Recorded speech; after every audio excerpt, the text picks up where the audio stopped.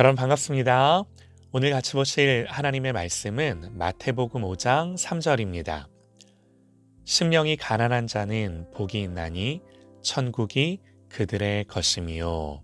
아멘. 내 잔이 비워질 때라는 제목으로 하나님의 말씀 듣겠습니다. 여러분, 기드온을 아실 겁니다. 처음에 기드온이 군대를 소집했을 때 그 숫자는 32,000명이었습니다. 그런데 하나님 기드온에게 말씀하시죠. 너무 많다. 그래서 누구든지 두렵고 떨리는 사람은 돌아가게 합니다. 22,000명이 돌아가죠. 기드온의 입장에서는 상황이 아주 나빠진 거예요. 하나님은 한 번 더 기드온을 낙담케 하시는데요. 아직도 많다는 거예요. 하나님 다 돌려보내고 300명만 남기시죠. 이제 기드온의 300용사는 대략 13만 5천의 이 미디안 적군들과 싸워야 했습니다. 그런데 이 전쟁의 결과가 어떻게 되나요? 300명이 13만 5천을 이깁니다. 그렇게 기적이 일어날 때까지 기드온이 본 일이 뭐였는가? 그건요, 자기의 자원이 점점 줄어가는 것이었습니다. 힘과 능력으로 해볼 수 있는 모든 자원이 사라지는 것이었습니다. 여기서 알게 되는 분명한 사실이 뭔가요? 우리가 생각하는 것처럼 숫자가 많아야, 내지는 세상적인 자원이 많아야 하나님의 역사가 일어나는 것이 아니다라는 거죠. 오히려 나의 자원이 줄어가고 내 힘이 빠질 때 비로소 하나님의 일하심과 역사하심을 경험하는 줄 믿습니다. 성경에요, 이러한 예는 너무나도 많아요. 베드로가 밤새도록 수고했지만 잡은 것이 없었을 때 비로소 주님 나타나셔서 고기를 잡게 하셨고 베드로를 만나주셨죠. 한번 생각해 보세요. 베드로가 고기를 잡았다면 깊은 데서 그물을 던지라는 주님의 이 음성이 들리기나 했을까요? 빈 배, 빈 그물이 은혜의 기회였습니다.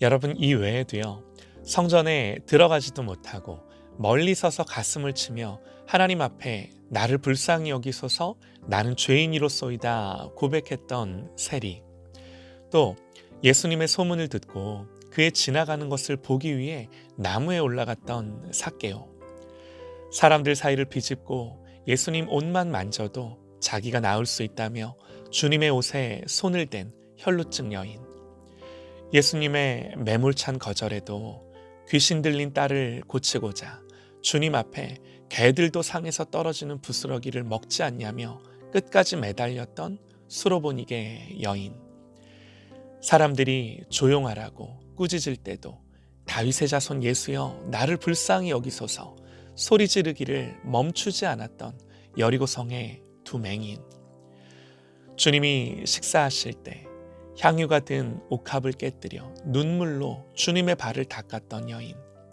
하인의 병을 고치기 위해 예수님을 찾아왔던 백부장, 너무나 많은 증인들이 있습니다.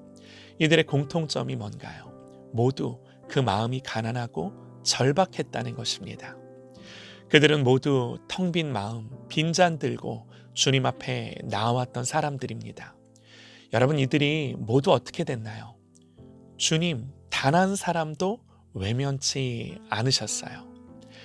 다윗은 시편에서 이렇게 고백을 합니다. 하나님께서 구하시는 제사는 상한 심령이라. 하나님이여 상하고 통회하는 마음을 주께서 멸시하지 아니하시리이다. 하나님 받으시는 예배는요, 다른 것이 아니라 상한 심령이랍니다. 가난하고 상한 마음을 하나님 멸시치 않으시고 그 마음을 오히려 기뻐하시며 받으신답니다. 이 하나님이 성경이 우리에게 계시하는 하나님이세요. 하나님, 이런 분이세요. 여러분, 성경에서 하나님을 만나고 경험하고 위로받고 다시 일으켜진 사람들을 생각해 보시죠. 모두 다 넘어진 자들, 넘어졌기에 일으켜진 자들이었어요. 넘어지지 않았다면 엎드린 자들, 엎드렸기에 일으켜진 자들이었어요. 하나님 앞에서 넘어지거나 엎드리거나 주님 앞으로 쓰러진 그 자들을 하나님은 단 한 번도 간과하신 일이 없음을 믿으시기 바랍니다. 이들은요, 모두 심령이 가난했습니다. 그 심령의 잔이 비워져 있었기에 빈잔 들고 주님 앞으로 나아올 수 있었던 거죠. 사랑하는 여러분, 가난한 마음이 주님을 만나면 믿음이 되는 거예요.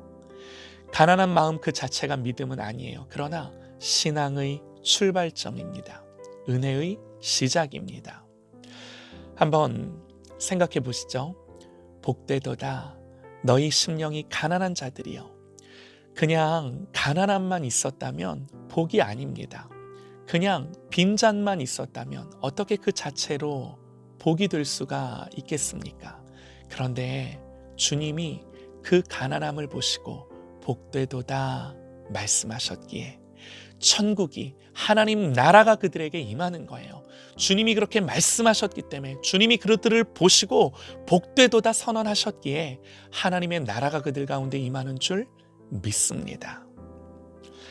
가난함이 주님을 만났기에, 나의 빈 잔을 들고 주님 앞에 엎드렸기에 채워지는 것입니다. 오늘 성경은 말씀합니다. 심령이 가난한 자가 복이 있다고. 하나님 앞에 가난한 심령, 그래야 은혜가 필요한 자가 되는 거예요. 그래야 은혜를 구하는 자가 되는 거예요. 주님이 마지막 때 교회를 향해 책망한 말씀이 뭔가?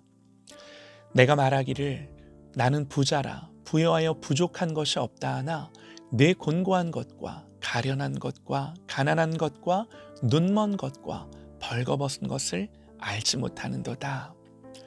주님이 마지막 때 교회를 향하여 책망하시는 내용이 네가 가난하다는 것을 알지 못한답니다. 이게 마지막 때 교회를 향한 주님의 책망이세요. 우리를 향한 책망, 나를 향한 책망으로 들려지시기를 원합니다.